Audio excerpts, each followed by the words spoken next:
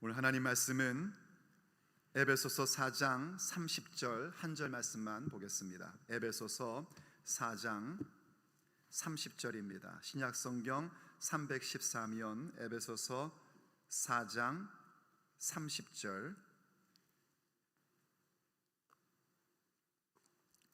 우리 한 절 말씀이니 한 목소리로 읽도록 하겠습니다. 에베소서 4장 30절 같이 읽겠습니다. 시작. 하나님의 성령을 근심하게 하지 말라. 그 안에서 너희가 구원의 날까지 인치심을 받았느니라. 아멘. 하나님의 말씀입니다. 우리는 누구나 다 근심해 본 경험이 다 있습니다. 특별히 사람에 대해서 근심할 때가 있습니다. 그 사람에 대해서 화나거나 짜증내는 게 아니라 근심하는 거 말입니다. 저 사람 저러면 안 되는데 어떡하지? 하고 근심하는 것. 그것은 그 사람에 대해서 혹은 그 대상에 대해서 우리가 애정을 가지고 있는 것이고 또 소망을 품고 있는 것임에 틀림없습니다. 애정과 관심이 있고 그 대상에 대해서 소망이 있기 때문에 그 사람이 잘못된 부분으로 가고 있거나 어그러진 모습을 볼 때에 우리는 마음 가운데 근심이 생기기 마련인 것입니다. 이를테면 여러분, 배우자나 혹은 자녀, 또 혹은 내가 친한 사람들, 또 혹은 우리가 두고 온 조국, 우리가 살고 있는 미국, 그러한 부분들을 볼 때에 이거 아닌데 하는 모습 보면 당연히 근심하게 됩니다. 그리고 그때 그 근심은 항상 내 인격이 기준이 되게끔 되어 있습니다. 그냥 막연한 근심이 아니라 내가 어떤 사람이냐에 따라 그 상대에 대한 근심의 기준이 결정되기 마련인 것입니다. 예를 들어 자녀를 두고 근심한다 할 때에 성령의 사람, 하나님의 사람, 에베소서적인 표현으로 쓰자면 하늘에 속한 신령한 복을 받은 자들은 뭘 가지고 근심하는 거 아니? 저 자녀가 하나님의 기쁨이 되지 않는 모습을 볼 때에 근심합니다. 그런데 그냥 그렇지 않으면 어떻게 되는가? 그저 학업, 돈 버는 거, 사업에 잘 되는 거, 승진하는 거, 그것을 가지고 근심을 합니다. 여러분이 오해하시면 안 됩니다. 학업이나 돈 버는 거, 승진하고 사업이 잘 되는 거, 이게 필요 없다는 얘기가 아닙니다. 그게 잘못되면 당연히 우리가 근심을 하죠. 그런데 그때의 그 근심의 기본 기준이 단순히 돈 자체, 승진 자체, 학업 자체라면 그 사람의 모든 인격의 기준은 거기에 있는 것입니다. 학업을 잘하는 것도, 돈을 많이 버는 것도, 승진하는 것도, 사업에 성공하는 것도 모든 것이 무엇이 근본이어야 하냐면 하나님을 기쁘시게 해드리는 삶입니다. 그것을 가지고 잘못 어그러질 때에 우리가 근심할 수 있어야 나의 인격의 기준이 하늘에 속한 신령한 복을 받은 사람으로서 주님의 몸된 교회로서 성숙한 그리스도인임이 증거되는 겁니다. 사실 그렇습니다. 우리가 아무리 믿음이 좋은 것처럼 스스로 착각하다가도 어디에서 우리의 믿음을 정말 발견할 수 있냐면 내 자녀에게 무엇을 기준으로 근심하고 있느냐, 이걸 살펴보면 정확하게 나의 믿음의 수준이 드러나게 되어 있습니다. 정말 그렇습니다. 그래서 여러분들이 먼저 하나님께 내가 예수 그리스도를 닮은 인격의 사람으로 서는 것을 늘 기도하시고 그 훈련에 게을리하지 마셔야 됩니다. 그럴 때에 우리의 근심은 헛된 근심이 아니라 하나님께서 기뻐하시는 근심으로 나아갈 수 있는 겁니다. 자, 그와 같이 우리의 모습을 볼 때에 성령께서도 근심하실 때가 있습니다. 성령님은 어떤 에너지나 힘이 아니라 삼위일체의 한 위격이신 하나님이십니다. 그렇기 때문에 성령께서 우리를 근심하신다는 것은 무엇을 기준으로 근심하시는가? 하나님의 인격을 기준으로 하여 근심하십니다. 성령님이 우리를 보시고 돈 못 벌어서 근심하시지 않습니다. 왜냐하면 모든 물질은 하나님의 것이기 때문입니다.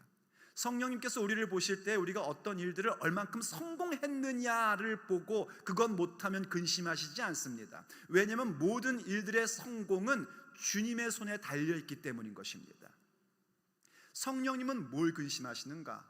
우리가 하나님의 그 놀라운 택정하심 가운데에 그분의 예정 가운데 들어와 그리스도를 믿어 하나님의 자녀가 되었음에도 불구하고 하나님께 그 놀라운 은혜의 영광을 돌리지 못할 때에 성령님은 근심하십니다. 어떤 얘기냐면 한번 에베소서 1장으로 살짝 가보십시오. 여러분 성경 가져오신 분들은요, 에베소서 1장 13절에서 이미 이러한 부분들을 가르쳐 주셨는데, 그 안에서 곧 그리스도 안에서 너희도 진리의 말씀 곧 너희의 구원의 복음을 듣고 그 안에서 또한 믿어 약속의 성령으로 인치심을 받았으니, 지금 이 성경의 이 순서가 매우 중요합니다. 그리스도 안에서 우리가 진리의 말씀 곧 구원의 복음을 들은 겁니다. 우리가 복음을 들었다는 그 자체가 무엇을 얘기하는 거냐면 하나님의 택정하심 가운데 그 예정에 하나님의 놀라운 계획 가운데 들어올 수 있는 초청을 받았다는 겁니다. 그 부르심을 받았다는 거예요. 그건 우리의 힘으로 된 것이 아니라 전적으로 하나님의 은혜로 말미암아 우리에게 주어진 것입니다. 그럴 때 우리의 반응은 어디로 나와야 되는가? 그것을 믿어입니다. 하나님께서 우리에게 복음을 듣게 하심으로, 그리스도의 말씀을 듣게 하심으로 믿음을 주었기에 우리가 믿게 되면 그때에 하나님께서는 약속의 성령으로 우리를 인쳐주십니다. 도장을 꽝 찍어주셔요. 성령님이 임하심으로 말미암아 우리가 하나님의 것이라는 것, 하나님의 상속자, 하늘나라의 상속자라는 그 인치심을 꽝 하고 박아주십니다. 그럴 때 어떤 일이 일어나는가? 14절, 이는 우리 기업의 보증이 되사 그 얻으신 것을 속량하시고 그의 영광을 찬송하게 하려 하심이라 하고 말씀하고 있습니다. 그러니까 하나님께서 우리에게 복음의 말씀을 듣게 하시고 믿음을 주시고 성령으로 인쳐주신 이유가 뭔가? 바로 하나님의 그 은혜의 찬송을 올려드리려고, 그 놀라운 은혜의 영광을 찬송하게 하려고 하신 겁니다. 이러한 부분들이 흐트러지면 성령님께서 근심하시기 시작합니다. 성령님을 근심하게 하는 것은 매우 위험한 일입니다. 물론 성령님께서는 근심하실 때 근심만 하고 계시지 않습니다. 이를테면 우리도요, 만약에 부모로서 부모의 권위를 가지고 있을 때에 자녀가 그런 근심되는 일을 할 때 그냥 내버려 두지 않습니다. 부모에게 주어진 권위를 가지고 어떻게 해서든지 그 자녀가 바른 길로 올 수 있도록 합니다. 뭐 안 되면 패설해도, 이렇게 얘기하면 안 되죠. 요즘은 그렇게 얘기하면 안 된다는데 사실 성경은 때리라고 합니다. 성경은 자녀들에게 채찍을 아끼지 말라고 얘기합니다. 그런데 왜 요즘에 때리지 말라고 그러냐면은 부모가 자녀를 자기 감정으로 때리기 때문입니다. 기도하고 성령 충만할 때 매를 들어야 되는데 성령 충만하면 모든 게 용서가 되고 내가 기분 나쁘면 용서가 안 돼서 손찌검을 하기 때문에 때리지 말라고 그러는 겁니다. 항상 자녀들을 훈계할 때는 기도 많이 하고 주일날 은혜 받은 날 꼭 자녀들을 훈계하고 매를 대더라도 그날 되시기를 간절히 원합니다. 그래야 자녀들이 바르게 큽니다. 어쨌든 간에 우리가 가지고 있는 모든 권위를 가지고 그 자녀를 바른 길로 오게끔 만듭니다. 성령님도 마찬가지십니다. 성령님께서 근심하실 때 그냥 계시지 않습니다. 우리에게 가르쳐 주시고 생각나게 하십니다. 그리고 근실히 꾸짖어 주시고 진리 가운데로 우리를 인도하십니다. 그렇게 해서 우리로 하여금 주님의 작품으로서, 하나님의 그 걸작품으로서, 하나님의 만드신 바 된 존재로서 살아가게끔 만들어 내시고야만 합니다. 그래도 말 안 듣습니까? 그러면 쳐서라도 우리를 그 자리로 가게끔 만들어 내시는 분이십니다. 근데 문제는 뭐냐면 우리들이 그러한 성령님의 근심하심을 무시하거나 외면하는 게 문제가 됩니다. 성령께서 근심하셔서 우리를 가르쳐 주시고 생각나게 하시고 우리를 꾸짖으시고 진리 가운데로 인도하시는데 그것에 대해서 지속적으로 거절하는 겁니다. 그러면 어떤 불상사가 생기기 시작하냐면 성령을 회방하는 자로 타락하기 시작을 합니다. 성령을 회방한다는 건 뭐냐면 분명히 하나님의 역사로 일어나는 사건인데 아니라고 하는 겁니다. 예수님께서 예수님께서 귀신 들려 안 못 보고 듣지 못하는 자를 고쳐주시자 사람들이 와, 다윗의 자손이다, 그리스도시다 하고 얘기했더니 바리새인들이 뭐라 그럽니까? 귀신 바알세불을 힘입어 하는 것이다 라고 얘기합니다. 그때 주님께서 설명하신 것이 뭐냐면 성령을 회방하는 죄는 용서함을 받지 못한다 하셨던 겁니다. 그 성령 회방죄는 무엇과 비슷하냐면 사도행전 7장에 나오는 성령을 거스르는 죄와 같은 것입니다. 이건 매우 심각한 일이 됩니다. 그래서 어디까지 가게 되면 데살로니가전서 5장에 나와 있는 것처럼 성령을 소멸하는 자가 되어버립니다. 이건 한마디로 얘기하면 뭐냐면 성령님을 거역하는 것입니다. 성령님을 거역한 사람들은요 절대로 천국에 못 들어갑니다. 성령 거역죄는 용서를 받을 수가 없는 겁니다. 왜냐하면 성령을 거역하면 예수님 안 믿습니다. 교회는 오래 다녔는데 예수님 정말 믿지 않습니다. 말로는 믿는다고 하는데 진짜 믿지를 않는단 말입니다. 성령님을 거스리는 것, 성령님을 거역하는 것은 이건 매우 심각한 일이고 우리의 삶에 절대로 있어서는 안 되는 일입니다. 그러면 우리가 정말 주의해야 될 파트가 뭐냐면 성령님을 근심되게 해서는 안 된다는 겁니다. 성령을 근심되게 하지 마시고 성령님을 기쁘시게 해 드려야 합니다. 그럼 그러면 오늘 우리가 봐야 될 건 뭐냐면 지금 에베소서를 우리가 쭉 보면서 가고 있는데 그 가운데 이 성령님을 근심되게 하지 말라는 이 주제가 매우 중요하기 때문에 과연 성령님께서는 언제 근심하시는지를 우리가 살펴보면서 성령을 근심하게 하지 말고 오히려 성령님을 기쁘시게 해드리는 일이 무엇인지를 우리가 꼭 알아야 합니다. 과연 성령님을 기쁘시게 해드리는 것, 성령님을 근심하지 않게 하는 일들은 무엇이겠습니까? 우리가 오늘 꼭 듣고 항상 기억해야 할 주님의 메시지입니다. 첫째, 우리가 무엇을 해야 되냐면 베푸신 큰 은총을 기억하셔야 됩니다. 성령님을 기쁘시게 해드리는 게 뭔가? 하나님께서 내게 베푸신 그 큰 은혜, 그 큰 은총을 늘 기억하며 살아가는 것입니다. 이걸 놓치면 성령님이 근심하시기 시작합니다. 이걸 놓치면 성령께서 근심하시기 시작하셔서 우리를 생각나게 해주시고 꾸짖으시고 인도하시려고 많은 방법을 동원하십니다.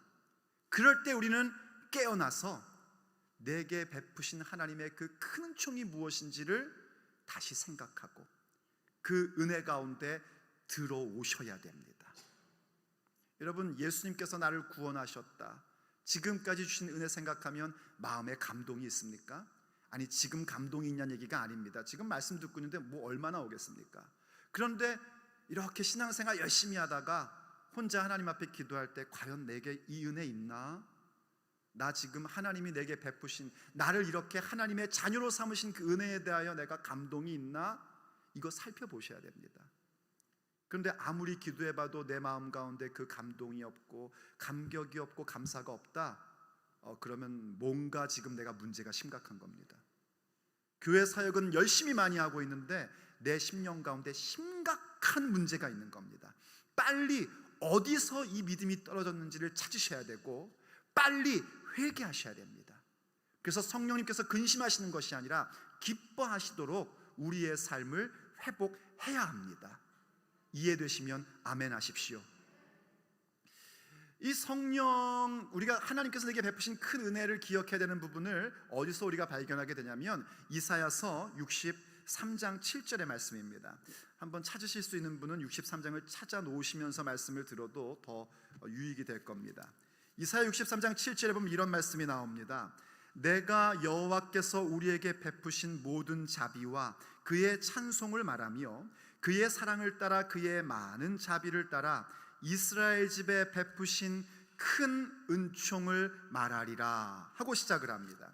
그러니까 하나님께서 베푸신 그 큰 은총, 이스라엘 가운데 베푸신 그 큰 은총을 말하리라 하고 이제 얘기를 꺼내는데 8절에서 이렇게 얘기합니다.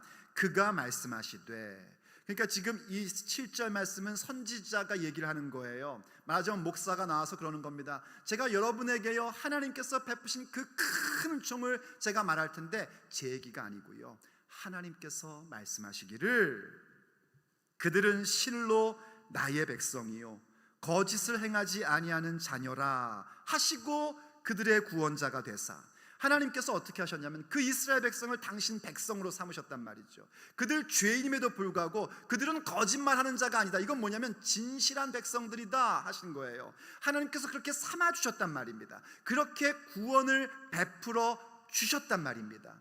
그게 하나님께서 베푸신 큰 은총입니다. 9절, 그들의 모든 환난에 동참하사 자기 앞에 사자로 하여금 그들을 구원하시며 그의 사랑과 그의 자비로 그들을 구원하시고 옛적 모든 날에 그들을 드시며 안으셨으나, 무슨 얘긴고 하니 하나님께서 그들을 구원하신 것뿐만이 아니라 그들이 그 구원받은 자의 삶을 살아가며 겪는 여러 가지의 환난과 어려움 가운데서도 하나님은 한 번도 떠나신 적이 없으셨고 그들과 함께 하셨고 그들의 대적을 이기게 하셨고 그들에게 승리를 주셨고 늘 돌보주셨고 늘 함께 해주셨단 말입니다.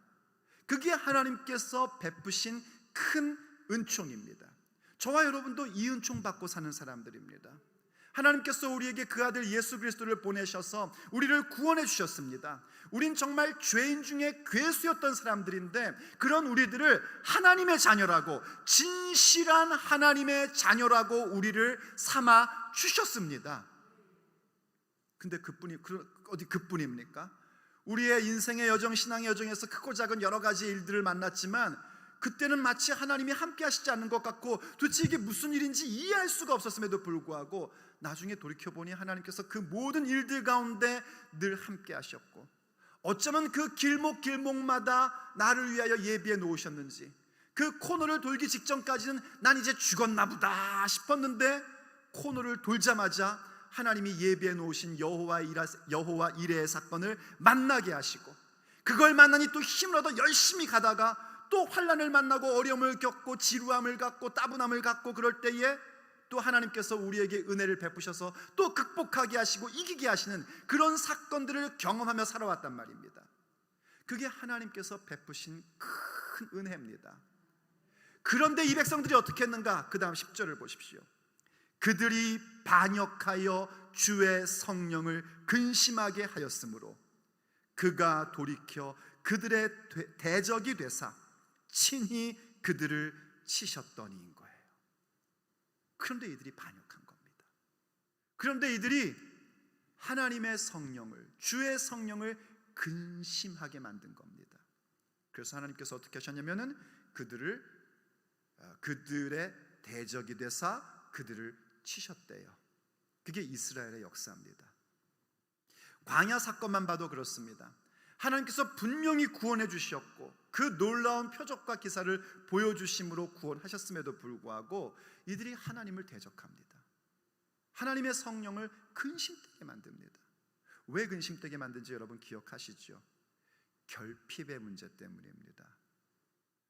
광야 홍해를 건너고 나올 때는 너무나 감격과 감동 속에 막 하나님을 찬양하고 대적을 물리치신 하나님을 노래하고 그러고 나왔는데 한참 가다 보니까 광야길이 힘든 겁니다. 그래서 그들이 불평하고 원망했답니다. 그게 불평하고 원망하는 게 이런 수준이 아니에요. 아이고 다리 아파라, 아이고 죽겠네, 이 정도의 수준이 아닌 겁니다. 특별히 출애굽기 민수기에서 불평했다 원망했다는 건 뭐냐면 하나님, 우리 하나님 안 할래요, 이 얘기인 겁니다. 그러니까 탄핵하는 거 있죠. 그 단어가 딱 탄핵하다라는 단어와 똑같은 단어인 겁니다. 그런 식으로 하나님께 원망을 한 겁니다. 무엇 때문에요? 결핍의 문제 때문에. 그들이 지금 만나고 있는 그 구원의 길을 가면서 만날 수 있는 이 세상의 어려움과 고통과 결핍의 문제 때문에 하나님을 원망한 겁니다. 그게 성령님을 근심되게 하는 일이에요.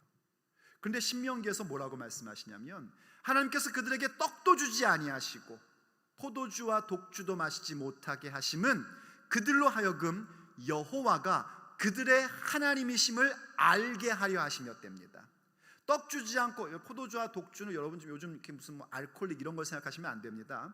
그냥 음료의 개념이고 하나님 앞에 제사 드릴 때 해야 되는 그런 종류의 것들을 얘기하는 거예요. 이러한 것들을 주시지 않았단 말이죠. 왜냐하면 광야길이니까요. 결핍의 문제가 있었단 말입니다. 그런데 그 결핍의 문제조차도 왜 주셨는가? 여호와께서 하나님이심을 알게 하려고 결핍의 문제를 주셨다는 겁니다. 어떻게 해요? 만나를 주심으로써. 그래서 사람이 떡으로만 사는 것이 아니라 하나님의 입에서 나오는 말씀으로 사는 것을 알게 하려 하시려고 결핍의 문제도 주신 겁니다. 그래서 우리가 주님께 받는 것이 채워주심만이 은혜가 아니라 비워내심조차도 은혜라는 사실을 아셔야 됩니다. 동의하시면 아멘 하십시오. 그러면서 계속해서 하나님이 뭘 보여주셨냐면요, 그들의 의복이 헤어지지 않게 하시고 발이 부르트지 않게 하시고 신발이 해지지 않게 하셨단 말이에요. 광야 40년을 사는데 의복이 해지지 않았대요. 신발이 닳지 않았대요. 도대체 뭘로 만든 것이길래? 하나님의 은혜로 그렇게 해오신 겁니다.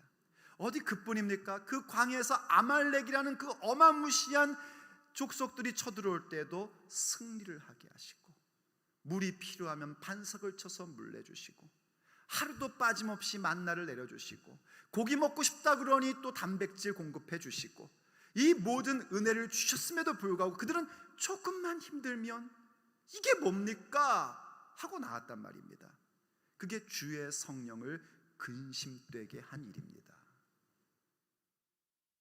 그래서 하나님의 성령을 근심되게 하지 않으려면 무엇할 줄 알아야 되는가?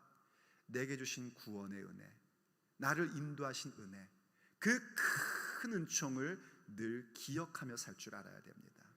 그런 사람들이 잘 되는 인생입니다. 지금 내가 만난 이 어려움이나 결핍 때문에 하나님 나를 버리셨나? 하나님 내 하나님 아닌가? 이런 생각에 빠지는 것이 아니라 결국에는 하나님께서 나로 하여금 주시고자 했던 약속의 말씀을 성취하시리라. 그 근거는 무엇인가? 지금까지 내게 베푸신 큰 은총을 생각해 보면 과연 하나님은 앞으로도 당신의 약속을 이루어 내시고야 마신다, 이 믿음 갖는 겁니다. 그게 베푸신 큰 은총을 기억하는 겁니다. 그런데 우리 교회를 보면은요, 우리 교회는 잘 되는 교회입니다. 우리 교회 잘 되는 교회인데 왜 표정들이 그러십니까? 왜 잘 되는 교회라는 걸 제가 아냐면은요, 뭐 이런저런 막 사건들도 많고 뭐 이런 것들도 있는데 탁 모여서 예배할 때에 하나님의 은혜를 이야기하고 노래하면 여러분들의 표정이 싹 바뀌는 걸 제가 봅니다.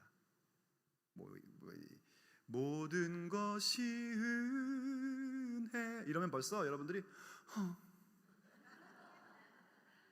정말 그렇다니까요. 그거 여러분들이 보시면 좋을 것 같아요. 내 평생 살아온 길 뒤돌아보니 뭐죠?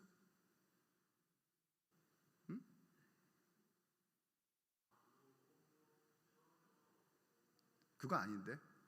내 평생 살아온 길 뒤돌아보니 생각이 안 납니다. 거기까지. 그렇게 딱 찬양을 시작하면 여러분들 표정이요 싹 바뀌어요.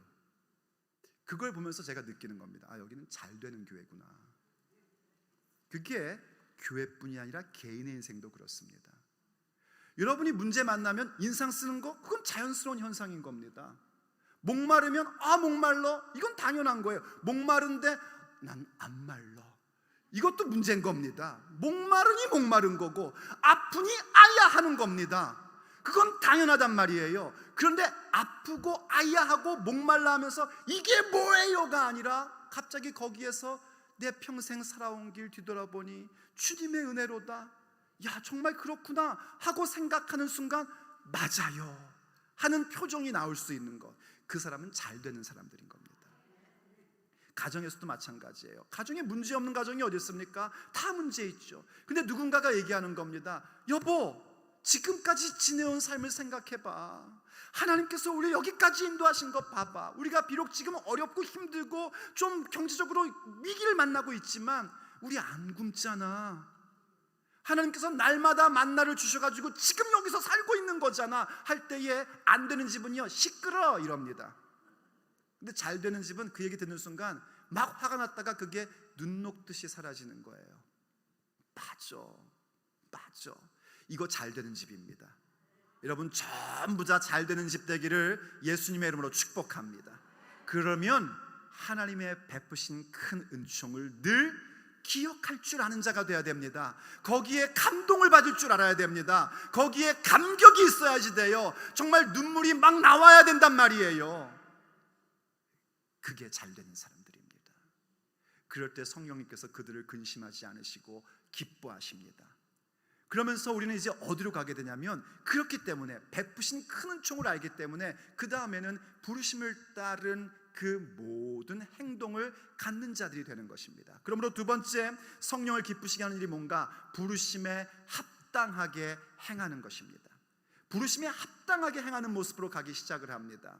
성령께서 언제 근심하시냐면, 그렇게 구원받은 것에 대한 감격, 내가 하나님께서 베푸신 크신 은총에 대한 것을 알고 있음에도 불구하고 그 부르심에 합당치 못하면 또 성령님께서는 근심하기 시작하십니다.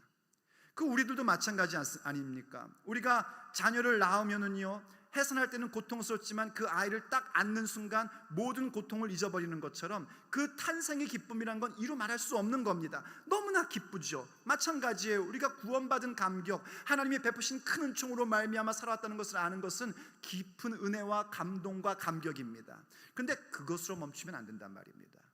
그렇기 때문에 베푸신 큰 은총을 기억하기 때문에 나를 부르신 그 부르심에 합당하게 행할 줄 알아야 됩니다. 그것이 성령님을 기쁘시게 해드리는 겁니다. 하나님께서 우리를 각자 부르신 모습이 다 다를 때에 그 부르심에 합당하게 행하셔야지 됩니다. 사실 에베소서에서 지금 성령을 근심되게 하는 이 일들은 어디서부터 시작된 거냐면요, 바로 성도의 합당한 교회 생활에서 나오는 얘기입니다. 다시 에베소서 4장으로 한번 가보시면은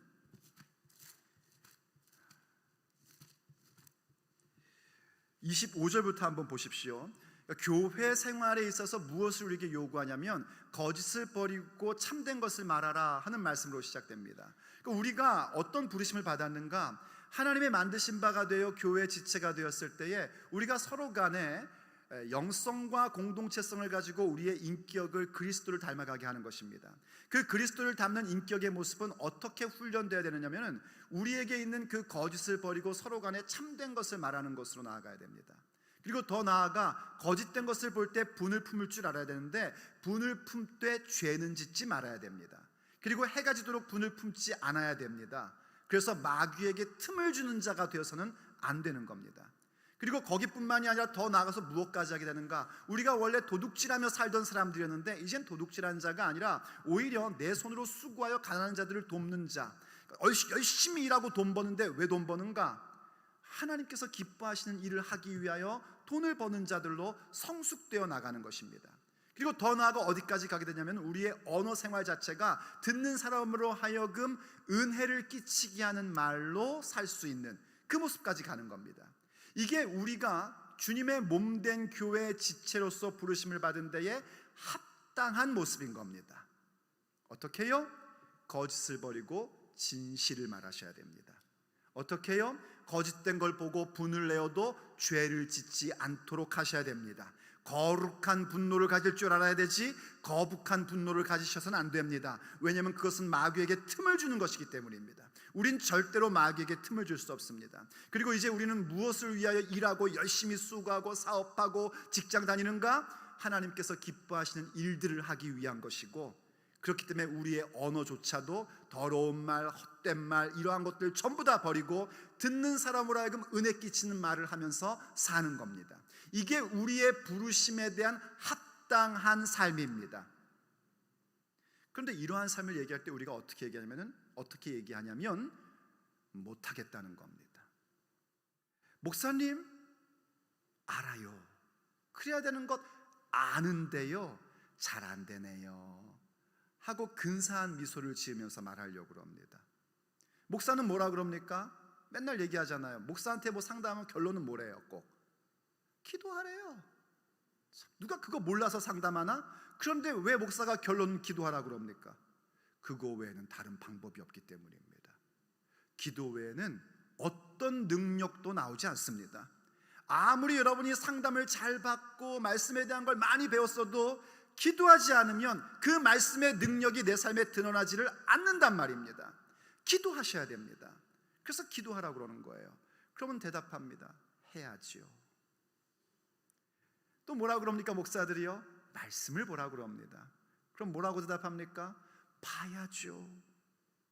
또 목사가 뭐라고 그럽니까? 예배 나오라고 그럽니다. 예배 드려야 된다고, 예배 중심 돼야 된다고. 그럼 대답합니다. 그래야죠. 여러분 얘기는 아닙니다. 여기 안 계신 분들 얘기겠죠, 그렇죠? 그리고 안 오십니다. 그러면서 하시는 말씀이 그럽니다. 그래서 들은 것 많아가지고 마음은 원이로 돼 육신이 약합니다. 사실 마음으로는 그냥 한데 이렇게 어떻게 하고 싶은데 감히 차마 인격 있어 그렇게 못하겠고 그거 아니란 말입니다. 그게 뭐냐면은 저는 그걸 이렇게 규명합니다. 영적 게으름이라는 겁니다. 이 영적인 게으름이 우리를 아주 하나님을 성령님을 근심하게 만들고 우리에게 주신 하나님의 놀라운 잠재력을 다 묻어버리게끔 만들어버립니다. 영적 게으름은 절대로 가지시면 안 됩니다. 이 영적 게으름이 왜 오냐면 말이죠. 보세요. 그렇게 막 말씀과 기도와 예배를 하셔야지 됩니다. 이게 가장 근본이니까요. 하셔야 돼요. 아는데요 목사님 잘 안 돼요. 이런 분들도 자기가 하고 싶은 일 하면은요 무조건 합니다. 특별히 돈 버는 일이다. 그럼 뭐라고 그런지 아십니까? 안 되면 되게 하라. 이러면서 최선을 다합니다. 여러분 사람들 좀 보세요. 뭔가 자기가 원하는 물건 신제품 나온다고 그러면은요 텐트 쳐놓고 밤새도록 기다리는 거 여러분 가끔 보시죠? 전 그거 보면 이해가 되질 않습니다. 야, 저 왜 저러지 도대체? 그런데 그분들은 그러더라고요. 제가 뭘 몰라서 그러는 거래요. 그냥 계속 모르기를 원합니다. 왜냐하면 그거 아무리 신제품이라도요 해지나면 그거는 이제 옛날 제품이 되는 겁니다.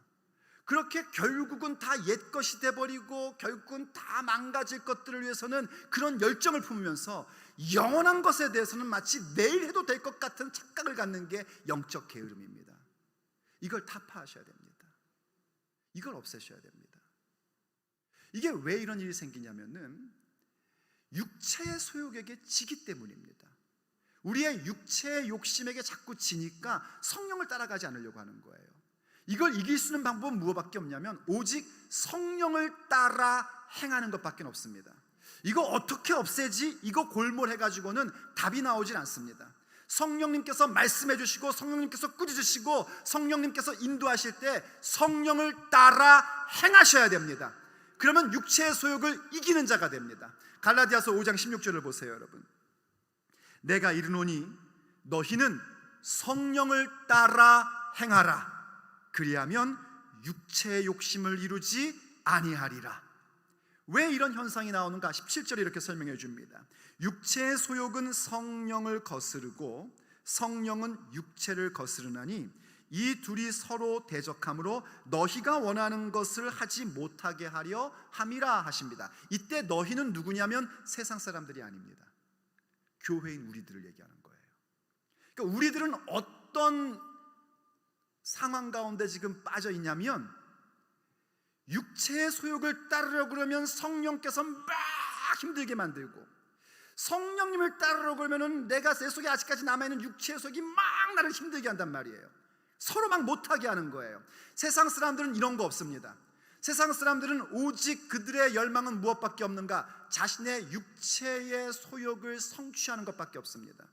세상에서 성공하고 돈 많이 벌어서 남들에게 떵떵거리고 살고 자랑하고 살고 자기가 얼마나 대단한 사람인지를 내세우며 사는 것 외에는 다른 게 없습니다. 그리고 세상은 그런 사람들을 향하여 성공했다 그러고 저렇게 살아야 된다 그러고 저렇게 따라야 된다고 얘기합니다. 그들은 그것에 대해서 갈등이 없습니다. 그런데 육체의 소욕을 따르는 것에 대해 갈등하는 자는 누군가? 성령의 사람이 갈등을 합니다. 그건 내가 아닙니다. 내 안에 계신 성령님께서 갈등하게끔 만드는 거예요. 그래서 예수님 믿는 사람들은요 피곤합니다. 이게 내 욕심대로도 못 살고 그렇다고 해서 성령을 따라도 못 살고 비참해라. 그럼 무엇밖에 없는가? 여러분 환영합니다. 오직 성령을 따라 행하셔야 됩니다. 그거 외엔 방법이 없어요. 이제 끝났어요. 여러분들은요, 저와 함께 이제 세상에 대해서는 끝난 사람들입니다. 우리는 세상에 대한 우리는 다 죽은 자들이에요. 그러니 계속 육체의 소욕에 기웃거리고 눈을 돌리기 시작하면 피곤밖에 안 남는 겁니다. 성령을 따라 행하십시오. 그럼 육체의 소욕이 죽어버립니다. 힘을 못 쓰게끔 만드는 거예요. 특별히 물질 문제 여러분들 극복하셔야 됩니다. 이 육체의 소욕의 그 근간으로 들어가면 항상 뭐가 있냐? 이 물질, 돈 문제가 꼭 있는 걸 보게 됩니다. 그러니 오죽하니 예수님께서도요, 하나님이냐 물질이냐, 하나님이냐 만몬이냐, 더 노골적으로 얘기하면 하나님이냐 돈이냐 너희들 택하라, 이렇게까지 말씀을 하십니다. 이거 하나님 입장에서는요 정말 자존심 상하시는 질문이에요. 어디 하나님을 돈이랑 비교합니까? 물질이랑 비교합니까? 전부 다 하나님 거고 하나님의 피조물인데. 그런데 우리가 얼마나 그 돈과 물질에 목매이고 그걸 하나님으로 섬기는지 하나님께서 자존심 상하시는 질문임에도 불구하고 우리에게 물으시는 거예요. 너 뭐야 도대체? 하나님이야? 돈이야? 하고 물으시는 겁니다. 그때 여러분, 우린 이미 예수님 믿는 사람이기 때문에요, 우린 그 모든 세상의 욕심에 대해서 죽은 자들입니다. 정말 지금까지 베푸신 큰 은혜를 기억하며 오직 하나님이십니다. 오직 예수님이십니다. 오직 하나님의 나라와 예수 그리스도의 복음입니다. 이 고백의 사람이 되셔야 됩니다. 그게 우리가 합당하게 행하는 것이에요. 여러분 전부 다 부자 되시기를 예수님으로 축복합니다. 왜 싫으십니까? 원하시는 분만 아멘 하십시오. 여러분 그러나 어리석은 부자는 되지 마십시오. 지혜로운 부자가 되시기를 예수님의 이름으로 축복합니다. 어리석은 부자는 누군가? 누가복음 12장에 예수님께서 가르쳐 주셨죠. 어느 날 부자가요 막 그냥 어마어마하게 소출을 많이 얻게 된 거예요. 그랬더니 어떻게 됩니까? 야, 이거 창고가 모자라다. 이거 헐고 큰 창고를 만들어가지고 거기에 꽉 채워넣어야지. 그러면서 하는 말이 뭐냐면, 내 영혼아 이제는 편히 쉬고 잠자자. 이제 나는 많은 걸 얻었다 라고 그렇게 얘기를 하더란 말입니다. 그때 하나님께서 뭐라고 말씀하셨는가? 지금 보여주시면 됩니다. 하나님은 이르시되 어리석은 자여, 오늘 밤에 내 영혼을 도로 찾으리니 그러면 네 준비한 것이 누구의 것이 되겠느냐 하셨으니, 자기를 위하여 재물을 쌓아두고 하나님께 대하여 부요하지 못한 자가 이와 같으니라. 아멘. 어리석은 부자 말입니다. 성경은요 분명히 하나님께서 우리에게 물질의 복을 주시는 것을 말씀하고 계십니다. 우리가 특별한 하나님의 뜻, 그리고 어떠한 시기, 그건 뭐냐면 크리스찬이 박해를 받게 되는 시기를 말합니다. 그러한 시기가 아니라 지금 우리가 미국에 현재 살고, 아직까지는 현재 살고 있는 것 같이 평화의 시기고 종교의 자유가 있는 시기에는요 물질의 복을 하나님께서 주십니다. 그런데 그때 그 물질의 복을 받았을 때 내가 지혜로운 부자가 되느냐 아니면 어리석은 부자가 되느냐는 철저하게 나의 선택에 달려져 있습니다.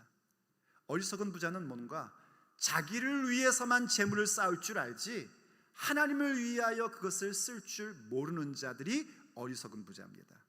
지혜로운 부자는 뭔가 지금 하나님이 쏟아부어 주시는 물질이 내 것이 아니라 하나님의 것임을 분명히 알고 주님의 나라를 위해서라면 기꺼이 그 모든 것을 드릴 줄 아는 자들입니다. 아멘이 적을 줄은 알았지만 이렇게 적을 줄은 몰랐습니다. 미국의 어떤 막 뜨거운 교회에서요 목사님이, 부흥강서 목사님이 이 물질에 대한 설교를 하셨대요. 하나님이 어떻게 우리에게 부어주시는지를 성경적으로 설명을 해준 거예요. 하나님은 부유하신 분이십니다. 여러분 이해되십니까? 하나님은 자기 자녀들이요 정말 이 땅 가운데서 당당하게 살기를 원하시고 믿음으로 살기를 원하세요. 문제는 우리가 자꾸 하나님 주신 물질 가지고 그 물질을 하나님으로 둔갑시켜 버리니까 얘 안 되겠다, 이거 어떡하지 하고 근심하시며 거두기도 하시고 꾸짖기도 하시고 그렇게 하시는 것이지, 우리가 하나님을 기쁘시게 해드리고 성령님을 기쁘시게 해드리면 부어주시는 은혜가 있습니다. 이런 내용의 설교를 한 거예요. 그러면서 이 목사님께서 막 성령이 충만해 주셔서 그러셨대요. 여러분 일어나십시오. 그랬더니 어떤 분이 너무 은혜를 받아가지고 저쪽에서 아멘 하면서, 미국 교회니까 그렇게 얘기했죠. I can arise, I can arise. 난 일어날 수 있어요, 난 일어날 수 있어요. 그랬다는 거예요. 이게 물질에 대한 얘기였거든요. 그랬더니 목사님이 계속 이어서 막 설교하신 거예요. 여러분, 일어나는 것뿐만이 아니라 걸어가십시오. 주와 함께 걸어가십시오. 그랬더니 그 사람이 또 얘기하더래요. I can walk, I can walk. 그랬대요.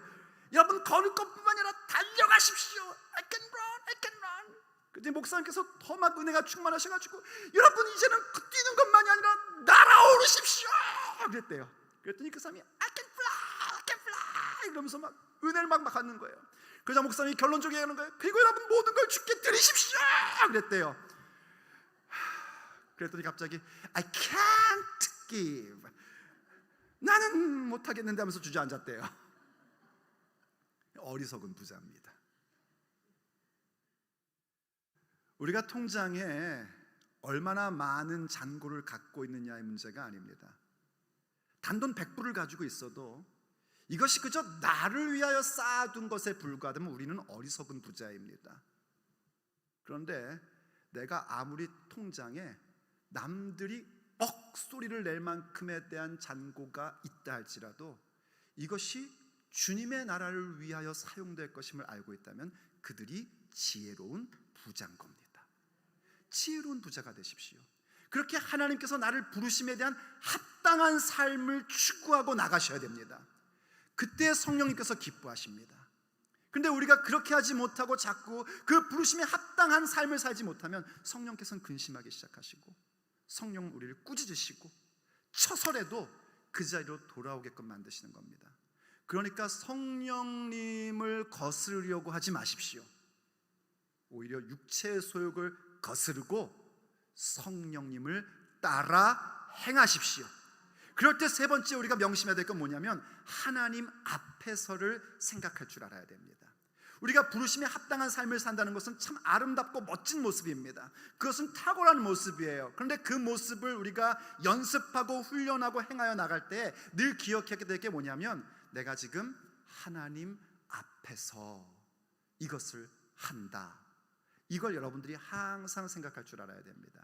왜냐하면 우리는 아직까지도 연약한 사람들이라서요, 그렇게 부르심에 합당한 삶을 열심히 살아가다가도 문득 누군가에게 보여주고 싶은 그런 마음들이 나오는 사람들이기 때문입니다.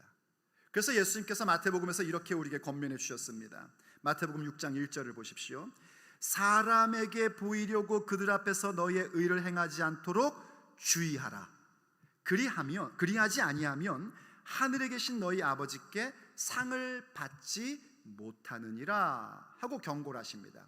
여기에 우리의 그 의라는 건 뭐냐면 하나님께서 우리를 구원해 주셨기 때문에 하나님의 만드신 바가 되어서 선한 일을 하게끔 하시는 그것, 하나님께서 우리에게 명령하신 선한 일 행하는 걸 우리의 의라고 얘기하는 겁니다. 그렇게 의로운 모습으로 살아가는 것, 부르심에 합당한 모습으로 살아가는 모습을 사람에게 보이려고 하지 않도록 주의하라는 겁니다. 왜냐하면 그렇게 되면은요 구원받지 못한다는 얘기가 아닙니다. 하나님께 상을 받지 못한대요. 우리가 손해보는 거란 말이죠. 선한 일을 하면 하나님이 상을 주시는데 그 상을 못 받아요. 그건 정말 손해보는 일 아닙니까? 성령님은요 우리가 유익되기를 원하십니다. 성령님의 나타나심은요 우리를 유익하게끔 만들어주는 겁니다. 성령님은 항상 우리가 유익되고 우리가 상급받고 우리가 잘 되기를 원하시는 게 성령님의 소망이시고 열망이시란 말이에요. 그런데 우리가 사람에게 보이려고 하면 우리가 그렇게 부르심에 합당한 모습으로 살아간 것들이 아무 상이 없단 말입니다. 아무 유익이 없단 말이에요. 그리고 이것이 정신 차리고 제자리로 돌아오지 않으면 어떤 불상사까지 생기게 되냐면은 하나님 나라를 위해서 행했던 선한 일들이 어느새 자기 의라는 것으로 둔갑해버립니다. 그럼 그때부터는 정말 심각한 겁니다. 내가 하나님의 선한 일을 한 것이 사람에게 보이려고 하는 것은 우리가 육체를 갖고 있기 때문에 늘 일어날 수 있는 일들이란 말이에요. 교회에 떨어진 휴지를 하나 주울 때도 그냥 하나님 앞에서 내가 내 교회 사랑하는 마음으로 휴지를 딱 줍는데 어느 순간 줍다가 무슨 생각이 들어요? 줍다가 목사님이 안 봐주나?